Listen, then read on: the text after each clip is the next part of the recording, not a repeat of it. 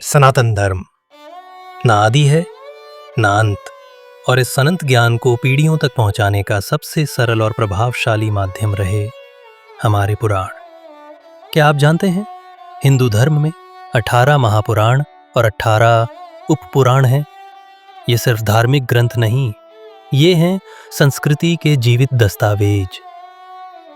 पुराण शब्द का अर्थ है पुराना लेकिन सदैव प्रासंगिक ज्ञान।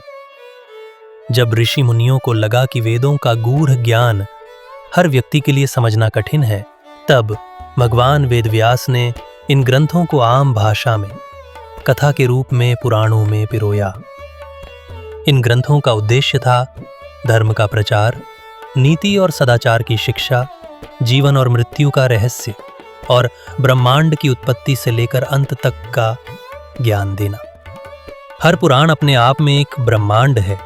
जैसे भगवत पुराण भगवान श्री कृष्ण की लीलाओं से भरा हुआ भक्ति का सर्वोच्च ग्रंथ, शिव पुराण भगवान शिव की महिमा, रुद्र तत्व और तांडव रहस्य को बताता है। विष्णु पुराण सृष्टि की रचना और पालन करता विष्णु भगवान की कथाएं समाहित हैं। गरुड़ पुराण जीवन के बाद मृत्यु और आत्मा की यात्रा का विस्तृत वर्णन करता है। स्कंद पुराण सबसे बड़ा पुराण, जिसमें तीर्थों, व्रतों और धर्माचार का महान ज्ञान है। पुराण केवल प्राचीन कथाएं नहीं हैं, वे जीवन जीने की कला सिखाते हैं। जब आप भागवत में प्रहलाद की कथा पढ़ते हैं तो आस्था पर अडिग रहने की शक्ति मिलती है। जब आप गरुड़ पुराण पढ़ते हैं तो मृत्यु का भय नहीं, आत्मा की शांति मिलती है। जब आप देवी पुराण पढ़ते हैं तो नारी शक्ति का सच्चा स्वरूप समझ आता है। आज जब दुनिया भटक रही है तकनीक और तर्क में, तब हमें लौटना होगा उन जड़ों की ओर जो सदियों से हमें शक्ति, संस्कार और सत्य देती आई हैं।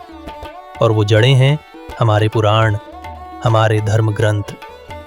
अगर आपने पुराण नहीं पढ़े तो आपने सनातन का हृदय नहीं छुआ। तो आइए मिलकर फिर से जुड़ें इन दिव्य ग्रंथों से, क्योंकि यही है हमारी असली पहचान। जय श्री हरि, जय सनातन धर्म। वीडियो अच्छा लगे तो लाइक करें, शेयर करें और